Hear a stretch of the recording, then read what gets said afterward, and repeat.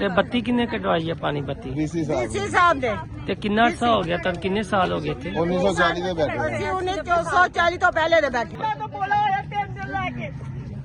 दो बेटे ने हमारे बच्चे ਇਹ ਦੋਨੇ ਮੁਲਾਜ਼ਮ ਇੱਧਰ ਨੂੰ ਤੁਸੀਂ ਦੇਖੋ, ਇਹ ਦੋਨੇ ਘਰ ਇੱਥੇ ਜੰਮੇ ਪਲੇ ਆ ਕਿੱਥੇ ਚਲੇ ਜਾਈਏ ਹੁਣ ਅਸੀਂ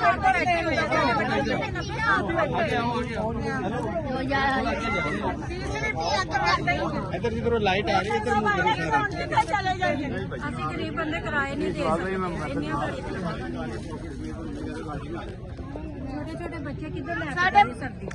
ਸਾਡੇ ਪਾਪਾ ਇੱਥੇ ਅਸੀਂ ਸਾਨੂੰ ਪਾਲਦੇ ਬੁੱਢੇ ਹੋ ਗਏ ਨੇ गए ने दुनिया में तो बताड़िया ही तो ਤੇ ਬੱਤੀ ਕਿੰਨੇ ਕਟਵਾਈ ਹੈ ਪਾਣੀ ਬੱਤੀ? ਡੀਸੀ ਡੀਸੀ ਸਾਹਿਬ ਦੇ ਤੇ ਕਿੰਨਾ ਅਰਸਾ ਹੋ ਗਿਆ ਤਾਂ ਕਿੰਨੇ ਸਾਲ ਹੋ ਗਏ ਇੱਥੇ? 1940 ਦੇ ਬੈਠੇ ਅਸੀਂ 1940 ਤੋਂ ਪਹਿਲੇ ਦੇ ਬੈਠੇ ਆ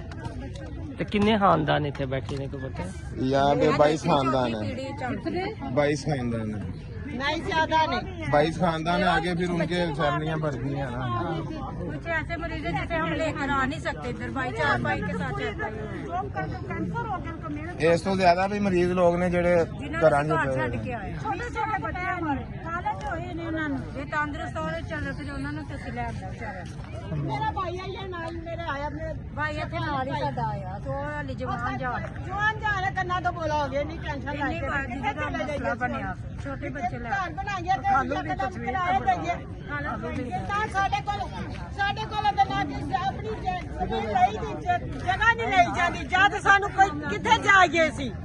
ਨਾ ਮਿਹਰਬਾਨੀ ਸਾਡੇ ਗਰੀਬਾਂ ਤੇ ਮੈਂ ਬਾਬੇ ਨਿਜ਼ਾਮਦੀਨ ਦੀ ਬੇਟੀ ਆ ਉਹ ਕੌਣ ਸਾ? ਮੇਰੇ ਪਾਪਾ ਇੱਥੇ ਦੇ ਚੌਕੀਦਾਰ ਸਨ ਐਸਟੀਸੀ ਦੇ ਵਿੱਚ ਮੁਲਾਜ਼ਮਤ ਕਰਦੇ ਸਨ ਇਹਨਾਂ ਦੇ ਨਾਲ ਮੁਲਾਜ਼ਮਤ ਕਰਦੇ ਰਹੇ ਨੇ ਤੁਹਾਡੀ ਮਿਹਰਬਾਨੀ ਸਾਡਾ ਕੁਝ ਕਰੋ ਇਹ ਸਾਡੇ ਹਸ਼ਰ ਵੇਲੇ ਕਿੰਨੇ ਦਿਨ ਸਾਡੇ ਕੱਪੜੇ ਬੱਚਿਆਂ ਦੇ ਗੰਦੇ ਸਾਡੇ ਗੰਦੇ ਪਾਣੀ ਨਹੀਂ ਹੋਇਆ ਬੱਚੇ ਸਾਡੇ ਸਾਲ ਦੇ ਪੇਪਰ ਬੱਚਿਆਂ ਦੇ ਸ਼ੁਰੂ ਤੇ ਕੀ ਕਰੀਏ ਕਿੱਧਰ ਜਾਈਏ ਅਸੀਂ ਬੱਚਿਆਂ ਕਿੰਨੇ ਦਿਨਾਂ ਦੀ ਰੋਟੀ ਖਾਦੀ ਹੈ ਕਿੰਨਾ ਹੀ ਬੱਚਾ ਸ਼ੂਏ ਸੇ ਆਸਾ ਕਿੰਨੇ ਦਿਨਾਂ ਦਾ ਸਕੂਲ ਨਹੀਂ ਗਿਆ ਕਿੰਨੇ ਦਿਨਾਂ ਦਾ ਸਕੂਲ ਨਹੀਂ ਗਿਆ ਤੇਰਾ ਪਾਪਾ ਤੇਰੇ कैसे करना तो बोला आया कहता पापा जो करना है ਹੁਣ करना तो बोला आया ये नहीं होता